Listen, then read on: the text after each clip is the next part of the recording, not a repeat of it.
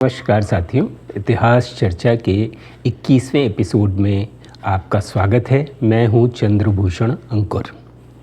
आज हम आपको दुनिया की जो दो बड़ी विमानन कंपनियां हैं, विमान बनाने वाली, एक बोइंग और दूसरा एयरबस में से बोइंग के कारखाने में हम आपको ले चल रहे हैं। हालांकि आप कारखाने के अंदर के दृश्य वीडियो रिकॉर्डिंग करना की अनुमति नहीं है, इसलिए हम उन्हीं इलाकों को आपको दिखा पाएंगे जो इलाके वीडियोग्राफी या फ़ोटो खींचने के लिए अलाउड थे।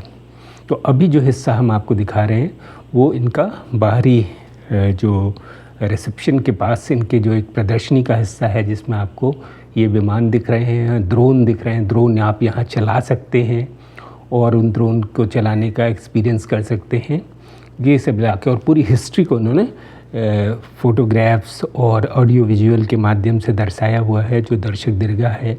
फिर यहाँ बच्चों के लिए सारी देखने के बाद वो ड्राइंग करना चाहें तो वो ड्राइंग कर सकते हैं, वो उसकी सुविधा है। ये पूरी हिस्ट्री आपको नज़र आ रही है। बोइंग कंपनी का इतिहास बहुत दिलचस्प है। बोइंग दुनिया की सबसे बड़ी विमान निर्माता कंपनियों में से एक है और इसका मुख्यालय अमेरिका के वाशिंगटन राज्य के सिएटल में, जो राजधानी है वहाँ की वाशिंगटन राज्य की, वहाँ स्थित है। 1916 में इस कंपनी की शुरुआत विलियम ई बोइंग द्वारा की गई थी। शुरू में इस कंपनी का नाम पैसिफिक एरो प्रोडक्ट कंपनी रखा गया, और इसने अपना शुरुआती विमान 1917 में इसने सी प्लेन बनाया, जो सफल रहा। तब 1917 में इस कंपनी का नाम बदलकर बोइंग एरोप्लेन कंपनी कर दिया गया। विलियम बोइंग बेसिकली लकड़ी उद्योग से जुड़े हुए थे, लेकिन उनकी विमानन उद्योग में भी गहरी रुचि थी और उन्होंने पहले विश्व युद्ध के समय इस उद्योग में रुचि लेना शुरू किया और एयरक्राफ्ट बनाने का काम शुरू किया। बोइंग ने अपने पहले विमान B&W सी प्लेन का निर्माण किया, जो काफ़ी सफल रहा। इसके बाद उन्होंने अमेरिकी सेना के लिए विमान बनाना शुरू किया। द्वितीय विश्व युद्ध और उसके बाद के समय में बोइंग ने द्वितीय विश्व युद्ध के दौरान कई महत्वपूर्ण लड़ाकू और बमवर्षक विमानों का निर्माण किया। इन विमानों में सबसे प्रमुख विमान था B-17 और B-29। ये दोनों ही बमवर्षक विमान थे जिन्होंने द्वितीय विश्व युद्ध में बहुत महत्वपूर्ण भूमिका निभाई। युद्ध के बाद बोइंग ने वाणिज्यिक विमान निर्माण की दिशा में कदम बढ़ाया और 1950 के दशक में कंपनी ने अपना पहला वाणिज्यिक जेट विमान बोइंग 707 का निर्माण किया, जो दुनिया का पहला बोइंग विमान था जो यात्रियों के लिए बनाया गया था।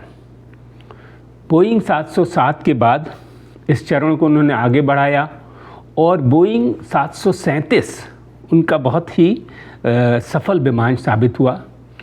1969 में उन्होंने बोइंग 747 का निर्माण किया, जो अब तक का सबसे बड़ा नागरिक विमान था। यह कई दशकों तक लंबी दूरी की उड़ानों के लिए सबसे पसंदीदा विमान बना रहा। अभी जो सबसे ताज़ा तरीन जिस पे वो काम कर रहे हैं, या 2000 के दशक में जिसको उन्होंने लॉन्च किया और दुनिया की शायद दो एयरलाइंस उसका इस्तेमाल कर रही हैं, एक कतर एयरलाइंस और दूसरा अमीरात एयरलाइंस।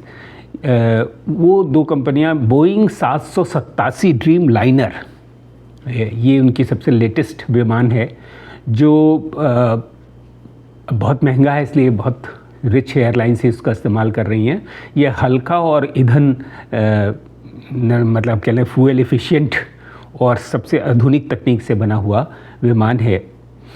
आज बोइंग न केवल वाणिज्यिक विमानों के निर्माण में, बल्कि सैन्य विमानों, सैटेलाइट्स और स्पेस लॉन्च सिस्टम के विकास में भी एक प्रमुख कंपनी है। कंपनी अपनी प्रतिद्वंदी कंपनी एयरबस के साथ लगातार प्रतिस्पर्धा करती है। इस कंपनी में अभी आज की स्थिति ये है कि इस कंपनी में 30,000 लोग 3 शिफ्ट में, यानी 8-8 घंटे की 3 शिफ्ट में 30,000 कर्मचारी काम करते हैं। और हमें बताया गया कि दुनिया का सबसे बड़ा वर्किंग स्पेस की दृष्टि से ये दुनिया की सबसे बड़ी कंपनी है। आप को हम ऊपर एक व्यू पॉइंट बना है जहाँ से वो दृश्य दिखा रहे हैं। ये जो आपको दिख रहे हैं बड़े बड़े बिल्डिंग्स, इन्हीं में उनकी यूनिट बनी है। ऐसी 7 बिल्डिंग्स हैं जो सड़क के दूसरी तरफ भी हैं।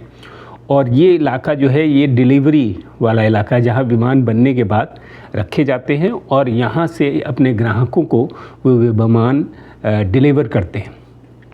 तो इस तरह से ये पूरा जो आपको दूर तक जो दृश्य दिख रहा है ये पूरा इलाका ही बोइंग कंपनी का है। अब आप इससे अंदाज़ लगा सकते हैं कि कितना बड़ा इलाका इन लोगों के पास है।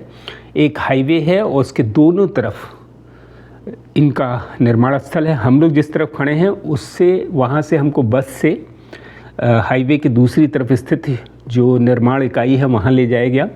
नीचे हाईवे है और ऊपर से वो हमको उस तरफ ले जाया गया और हमने वहाँ यूनिट को देखा। धन्यवाद। अगर वीडियो आपको पसंद आए तो इसे शेयर और सब्सक्राइब अवश्य करें।